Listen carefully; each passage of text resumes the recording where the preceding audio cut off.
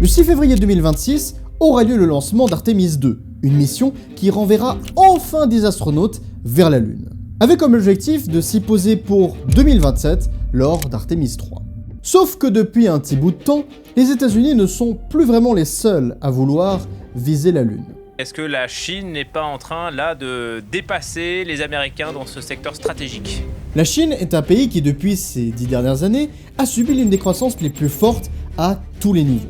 Mais là où il s'impose de plus en plus, c'est sur l'exploration spatiale, notamment avec leur programme lunaire visant justement à renvoyer des taïkonautes pour 2029. Et à travers cette nouvelle guerre froide, je vais vous expliquer comment les deux plus grandes puissances de ce monde sont actuellement en train de se disputer pour conquérir notre satellite.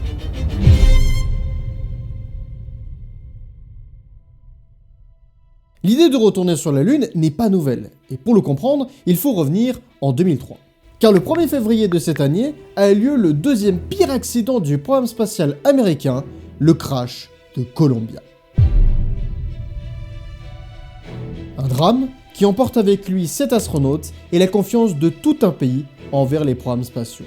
Et donc en conséquence, les navettes devront ainsi cesser leurs activités à partir de 2011. Mais le problème à cette époque, c'est que la navette spatiale était le seul moyen pour pouvoir envoyer des astronautes dans l'espace, ce qui fait qu'à partir de 2011, il risque globalement de perdre l'accès à l'espace. C'est pour cette raison qu'en 2004, le président George W. Bush Jr. annonce le programme Vision for Space Exploration, ou VSE. Un projet qui ne vise pas simplement à renvoyer des astronautes dans l'espace, bien au contraire. Dans un document officiel de la NASA, il est écrit noir sur blanc que le but est d'étendre la présence humaine dans tout le système solaire, notamment par le retour de l'homme sur la Lune pour 2020, afin de préparer les futures explorations vers Mars et au-delà. Mais pour y parvenir, la NASA décide de réutiliser les méthodes du programme Apollo avec des éléments et des composants du programme des navettes spatiales pour des raisons de coût, mais surtout de sécurité. Dans le cadre du programme Constellation, on y retrouve par exemple le vaisseau Orion et le module lunaire Altair, qui sont bien évidemment très inspirés du vaisseau Apollo et du LEM des années 60, tout comme les fusées Ares qui réutilisent les réservoirs centrales et le booster des navettes spatiales. Bref, cette stratégie doit permettre en effet de redonner confiance au peuple américain envers les programmes spatiaux, tout en relançant les activités spatiales en étant plus simple et plus économique. Bon, en tout cas, c'est comme ça qu'il a été présenté, mais dans la réalité, c'était tout l'inverse. Le programme était très cher et il a subi des retards tellement énormes que lorsque Barack Obama a succédé à George Bush, il a simplement dissous le programme lunaire en 2010 car il le jugeait trop coûteux et inutile. Résultat, il conserve le vaisseau Orion, qui était déjà tellement avancé au stade de son développement, et lui affecte une nouvelle mission, celle d'explorer notre système solaire à la recherche de l'étude des astéroïdes et de retourner vers Mars sans forcément passer par la Lune. La raison à un tel échec pareil, c'est tout simplement qu'il n'y avait tout simplement plus d'enjeux comme la guerre froide à ce moment-là, elle était déjà terminée, et en plus, les Américains pouvaient enfin en attendant compter sur les Russes pour pouvoir envoyer des astronautes vers l'ISS à bord de leur Soyouz. Donc le problème était résolu. Sauf qu'en parallèle, un nouveau challenger a fait son entrée, et il risque probablement de bouleverser la place du leader américain dans l'espace.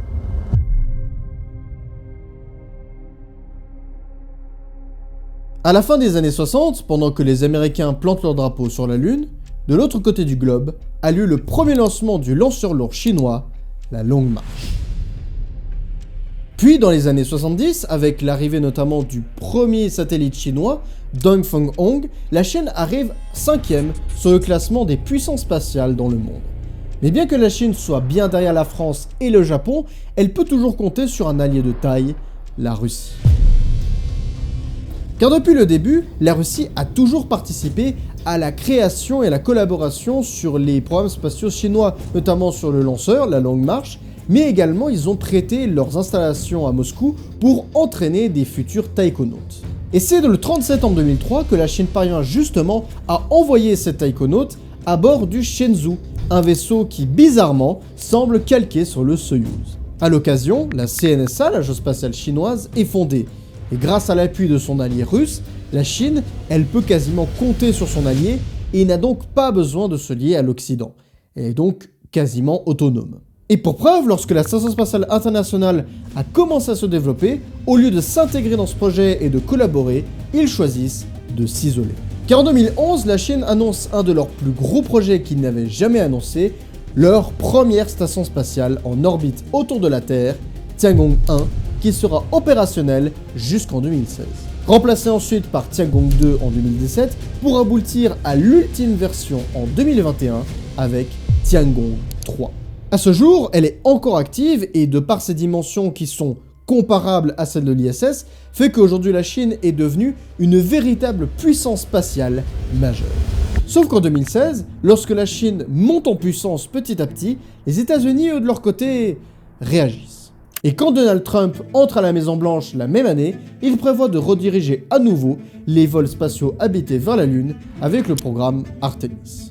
Mais bien qu'il y ait toujours l'aspect nostalgique derrière, on va pas se le cacher, par contre, le but, lui, derrière, il est totalement différent. It marks an important step in returning American astronauts to the moon. We will not only plant our flag and leave our footprint, we will establish a foundation for an eventual mission to Mars and perhaps someday to many worlds beyond.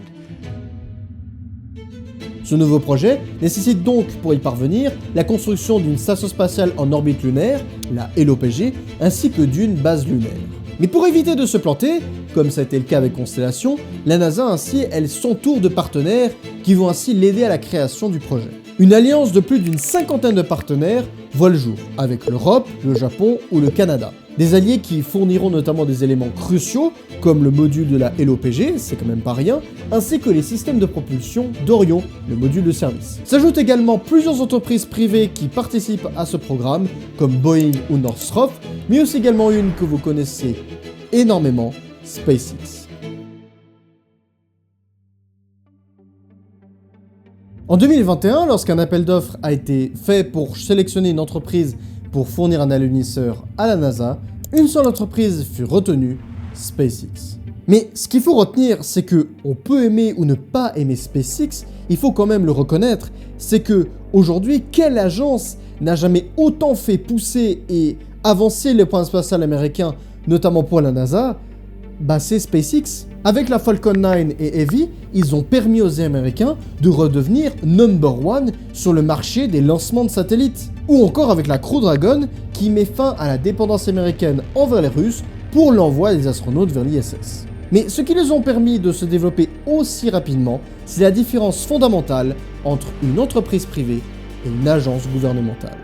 La NASA, par exemple, est une agence qui dépend des financements de l'État et qui fait que lorsque la NASA envoie une fusée, elle n'a pas le droit à l'erreur, surtout depuis l'accident de Columbia et de Challenger. Alors que du côté de SpaceX, le rapport financier et à l'échec est totalement différent. Car les entreprises privées ne sont pas limitées en termes de budget, bien au contraire. Surtout qu'avec SpaceX, ou pour les lancements de tests du Starship, c'est des millions qui partent en fumée juste pour des tests. Et là où la NASA n'aurait jamais pu se permettre de perdre un tel engin à ce prix, eux de leur côté SpaceX, ils le considèrent comme faisant partie du processus de développement, jusqu'à ce que ça marche. Mais malheureusement, malgré leur avancée fulgurante et ce qu'ils apportent à ce programme, ce choix va énormément desservir la NASA, mais surtout SpaceX. Tandis que du côté chinois, ils réagissent aussi de leur côté en créant leur propre programme lunaire, en association toujours avec la Russie et d'autres pays voisins. Un projet qui possède paradoxalement les mêmes objectifs que les Américains. Car comme avec le programme Artemis, la Chine prévoit la construction d'une station spatiale en orbite lunaire, la ILRS pour International Lunar Research Station, prévue pour 2035. Mais du coup, avec cette similitude, est-ce qu'il y a quand même des différences entre les deux ? Eh bien, c'est tout de même la vitesse à laquelle avance la Chine qui va extrêmement vite. Ils ont déjà commencé avec Chang'e 3, avec leur premier alunissage, et ils ont même réussi l'exploit, en 2019, à alunir sur la face cachée de la Lune. Mais en plus d'avoir réussi l'exploit de s'être posé là où personne ne s'est aventuré, ils ont quand même réussi l'exploit de ramener des échantillons lunaires sur Terre. C'est les missions Chang'e 5 et 6 qui parviennent à ramener plus de 1,7 kg sur Terre. Et tant qu'on reste sur le côté des alunisseurs, le module lunaire est actuellement en train d'être testé et il devra préparer les missions habitées pour l'horizon 2030. Et cette rapidité, contrairement aux Américains, elle ne dépend pas forcément des entreprises privées, mais simplement parce que le budget de l'État est plus important et surtout parce que l'organisation est beaucoup plus soudée entre les partenaires. Et comme vous allez le voir, du côté américain, ça patine un peu, on va dire ça comme ça. Et pour revenir à ce que je vous disais tout à l'heure avec SpaceX, c'est que cette entreprise n'est pas un mauvais choix en soi. Mais le problème, c'est que la NASA n'a jamais autant dépendu d'un seul partenaire pour l'alunisseur. Et le problème avec ce système, c'est que plus le programme y prend du retard et plus l'alunisseur n'arrive pas à respecter les délais, plus le calendrier américain se rapproche de celui des Chinois. Mais là où ça devient encore plus compliqué, c'est le retour de Donald Trump en fin 2024. Et donc avec cette politique anti-Europe et isolationniste, on aurait pu donc penser que le programme Artemis allait donc probablement prendre fin, puisque nous les Européens ou les Canadiens par exemple, font partie de sa liste noire. Alors qu'à l'opposé, la Chine multiplie ses partenariats et fait grimper le nombre à plus de 80 partenaires qui permettront à l'Empire du Milieu d'accroître encore plus son efficacité. Bon, en tout cas, mon avis perso, c'est que je pense pas que le programme Artemis sera annulé. Et quand bien même toutes les initiatives seraient menées à ça, ils ne peuvent tout simplement pas. Parce que s'ils le font, ce sera juste du putain de gâchis d'argent. Le programme, il a déjà coûté des milliards, et l'abandonner, ce serait juste une catastrophe financière, tant pour les partenaires que le leader américain. Mais bon, dans tous les cas, la NASA, elle est en retard, et il faut absolument qu'il trouve du temps. Et ce temps-là, c'est le directeur transitoire de la NASA, Sean Duffy, qui l'a trouvé. Il a simplement pris la décision en juillet 2025 de réouvrir les contrats sur le choix de l'entreprise qui fournira l'alunisseur. Une décision qu'il explique en disant que le Starship est énormément en retard et qu'ils ne pourront pas uniquement compter que sur son vaisseau s'il venait à être plus viable. Et dans les faits, il faut ainsi développer d'autres alternatives, ce qui est plutôt logique. Parce que la concurrence, ça amène les gens ainsi que les entreprises à se dépasser et à repousser leurs limites. Et dans ce cas précis, la NASA, elle a tout à gagner en faisant ça. Mais même si aujourd'hui, en 2026, on approche à l'aube d'une première mission habitée du côté américain et que la Chine, de leur côté, ils avancent également à toute vitesse, il leur reste, pour les deux camps, une dernière barrière à franchir.